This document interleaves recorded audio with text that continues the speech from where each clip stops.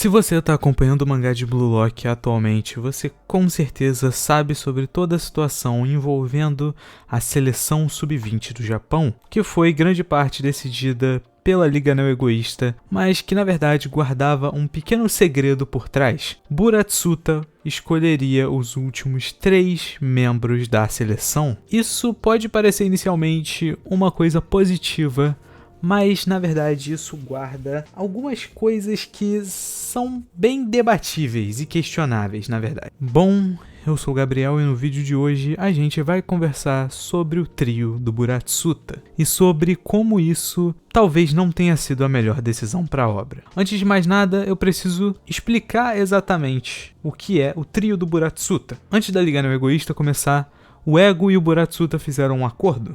A Liga Neo-Egoísta decidiria 23 dos selecionados para a seleção sub-20 e o Buratsuta escolheria os últimos 3, fazendo um projeto próprio dele. Ele não especificou essa última parte, mas agora a gente sabe que é assim que funciona. E bem, o plano originalmente era realmente esse, fazer um projeto e escolher 3 jogadores desse projeto. Porém, uma vaga acabou indo parar nas mãos de Itoshi Sai, que quer jogar na seleção especificamente para derrotar a Espanha. Então o Sai acabou pegando uma das vagas desse trio do Buratsuta, deixando apenas 2 vagas disponíveis. Eu quero apenas falar uma coisa antes da gente ir pro vídeo em si, que é o trio do Buratsuta foi uma boa escolha narrativa. Lembrando, com escolha narrativa eu quero dizer, foi uma boa decisão para a obra, é algo que acrescenta, algo que agrega, que faz sentido com o que a gente tem até então, algo que é coeso, que cria bons conflitos num arco ou coisa do tipo. Na minha sincera opinião, com o que temos até agora, eu acho que não. Essa escolha de fazer todo esse esquema do Buratsuta, na minha visão, pode acabar dando um tiro no próprio pé na hora de você escrever e seguir com o roteiro da história.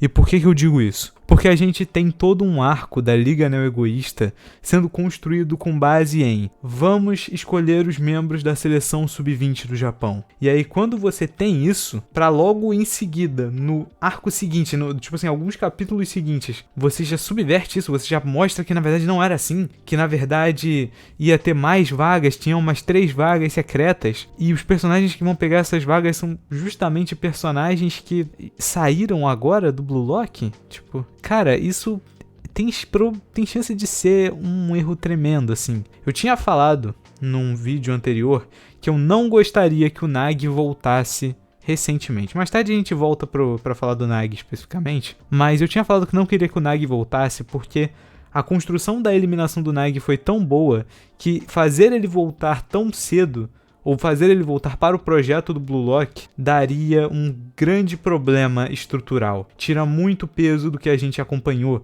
tira o peso de capítulos incríveis. O desenvolvimento do Nagi estava absurdo de bom. Isso que a gente não sabe se o Nagi vai realmente pro trio do Buratsuta ou não, né? Isso ainda tá por alto na data que eu tô gravando esse vídeo. Mas no que se baseia em si a competição? O projeto que o Buratsuta vai fazer. Basicamente é como se fosse o Blue Lock, né? Ele tinha aberto, ele chamou isso de lado B do Blue Lock, e basicamente vai ser uma competição entre 300 jogadores e 2 serão selecionados para a seleção, né? Originalmente seriam 3, mas o Sai ficou com uma vaga, como eu falei. Esse sistema é interessante, ele é ok. A gente não sabe ainda como vai ser, mas o que me deixa um pouco em dúvida é 300 jogadores agora? Agora? Cara, 300 jogadores é literalmente o que a gente tinha no começo do Blue Lock. Você traz isso agora e eles vão ser selecionados, ao que tudo indica, durante o decorrer da fase de grupos da Copa Sub-20. Como que vai ser esse esquema do Buratsuta?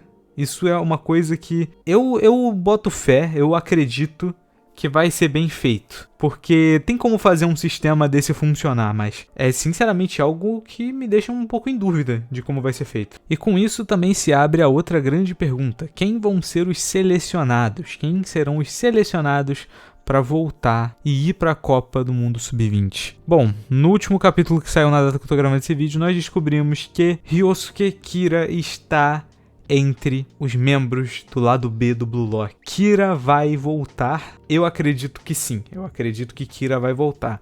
Agora, se o Kira treinou, se o Kira tá num nível de habilidade mais ou menos parecido com o que a gente tem no Blue Lock, isso a gente vai descobrir em breve, mas a questão aqui é, o Kira é um personagem que foi muito cedo na obra e ele pode trazer muitas discussões interessantes para o que a gente vai ver em breve. Então eu acredito sim que o Kira é um personagem indispensável para esse trio do Buratsuta. Eu acredito sim que ele pode voltar. E agora sobre a última vaga, né, do trio, nós temos algumas possibilidades. A possibilidade que provavelmente é a certa e a que tá sendo mais falada é o próprio Nagi. E sinceramente, cara, eu não acho que deveria ser. Eu acho que o Nagi não pode voltar. O Nagi não pode voltar agora. Muita gente tava falando mal do desenvolvimento que o Nagi teve entre o final da Liga Não Egoísta e os capítulos atuais. Estão falando mal porque o autor realmente não soube trabalhar tanto com o ritmo, acabou picotando, né? Botava uma semana um capítulo do Nagi, na outra um capítulo do Isagi, e alternando assim,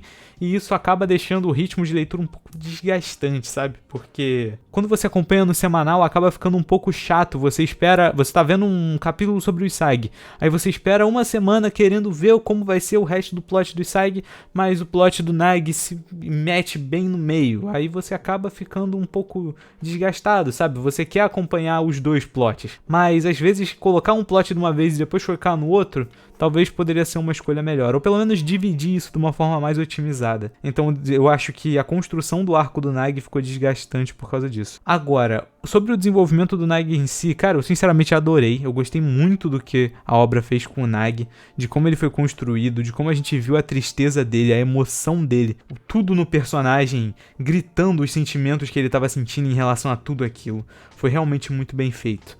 A conclusão disso que é um pouco estranha, porque eu não acho que você colocar um capítulo onde você tem o Nagi conversando com o Buratsuta, né? O Buratsuta chamou o Nagi pra ir pro lado B do Blue Lock, e o Nagi falou que nunca trairia o Blue Lock, que o ego estava certo. E aí num capítulo seguinte você coloca o Nagi pra ter uma conversa com o Igarashi, e o Igarashi acaba fazendo o Nagi mudar um pouco a perspectiva dele acerca desse assunto. Eu pessoalmente gostei dessa conversa do Igarashi com o Nagi, tirando essa parte. Eu acho que o Nagi não mudaria de ideia dessa forma.